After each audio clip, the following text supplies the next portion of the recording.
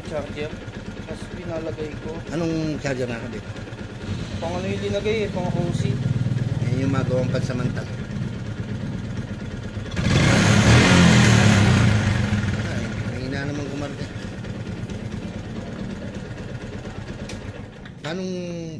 Paanong charger daw ang sira? Bakit anong nangyari? Ayaw mag-charge. Ayaw mag-charge.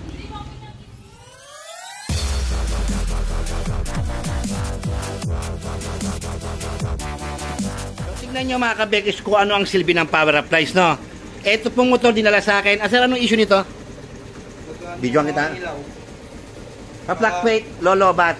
Palagi na lolobat. So, dinala sa atin, nag-walk-in si Sir. At nakita naman ni Sir, grabe ang damage ng harness. Actually, balanse. Balanse yung pagkakasunog. Sunog yung negative, sunog yung ACC. So, ni-repair natin yon. So, ito, nagpapalit daw siya na siraan siya. Nagpalit ng charger daw. Kaso, hindi naman itinama yung pagkaka-battery drive. So, wala rin nangyari. So, ayan na. Kanina, ang likod ng charging mo, ayaw sumagad, no?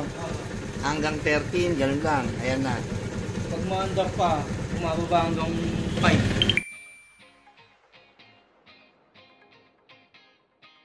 Pag maandar pa, umababa hanggang 5. Oh, naglolobat. So, take note mga kabekis, no? Buksan mo nga, sir.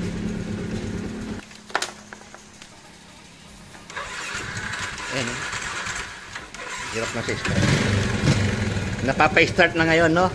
Sa push start. Take note to, no, mga kabekis, yung battery po, yung dayway pa rin niya. Na palitin na ang alam natin. Talagang wala na. Lobat, pero ayan, no? Siya yung gamit, no? So, park light, headlight, power appliance ang ginawa. MDL. Busina nilagay. Sir, kumukurap ba? Busina. Ang nilagay pong busina yung dalawang platito, high and low na last X yata yun, no? Wala nang fluctuation, ayan, no? Hindi nagpa-fluctuate. Busina mo, sir. Sige. Ganyan po ang nagagawa ng power appliance method. Sundan nyo, gawin nyo sa mga motor nyo. Bubuhayin niya po, lalo na sa mga gantong klaseng motor na luma na. Kailangan pong mai-rewire nyo sa power appliance. Ay, mas titino po yan. Gagamutin niya yung anong issue nyo ng lobat, voltage drop, fluctuation. Ito, yan yung power appliance. So, ayan, no, luma ang battery, no? Lobat na yung battery, ilang beses na lobat. Ayan po, no? Ayan yung charging niya. So, kapag pinatay natin, mag-exhibition tayo, MX po na classic. Classic ba?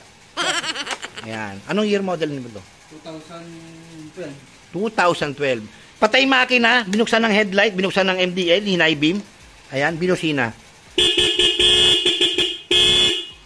Sige nga, sir. Busina mo. Sige, MDL. Busina.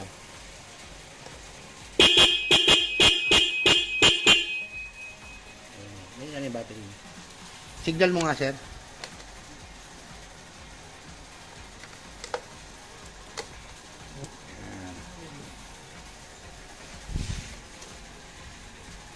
Mahina ang battery. Mahina ang battery. Up. Ayan, no. Ganyan kahina yung battery. Drop agad. Pero tingnan mo naman, stable. Kahit yung battery ay palitin. Tingnan mo yung laban nung ano natin. Nung power appliance.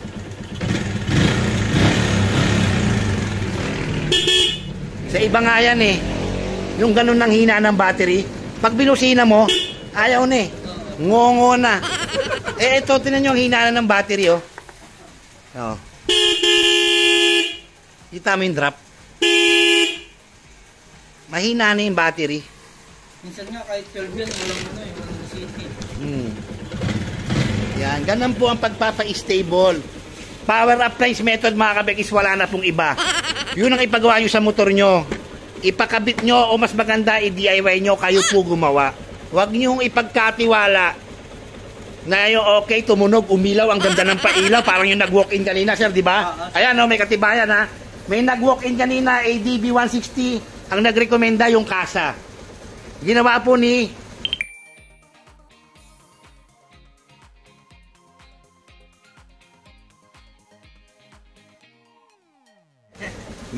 dyan. Eto boss, yung ADB mo hindi ko tinanggap. Sabi ko ibalik sa'yo.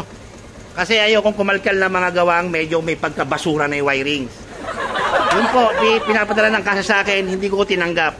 Hindi po ko basta-basta gumagawa ng wirings sa may wirings ng iba. Lalo na ganun yung problema. Napipuse, no?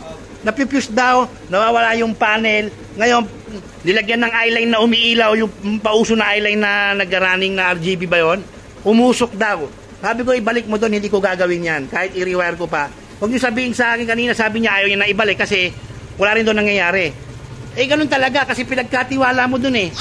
Kailangan po ibalik mo yun doon, i-back job nila yun. Kasi ganyan nung ginagawa sa mga motor nyo, mabilisan at tuwang-tuwa naman kayo at nalulupitan kayo, nagagalingan kayo kasi hindi nagbaklas ng kaha, hindi nag-splice ng wiring, hindi nagputol ng wire.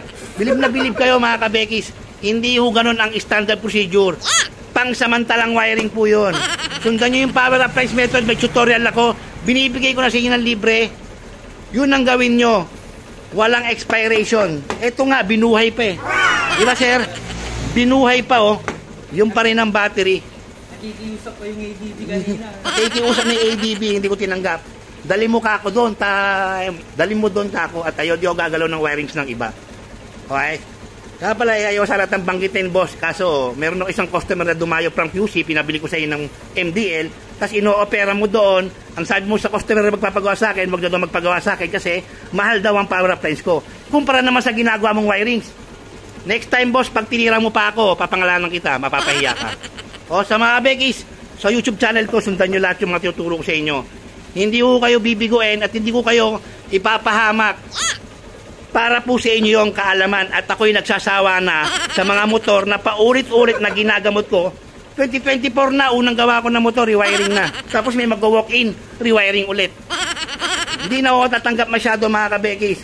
Ibalik nyo sa nag-wiring sa inyo. Huwag kayo pumayag na ng daling. Nakakarami, nakasampung motor, electrical araw-araw. Hindi ko ganun na bas yan mga kabekis, no?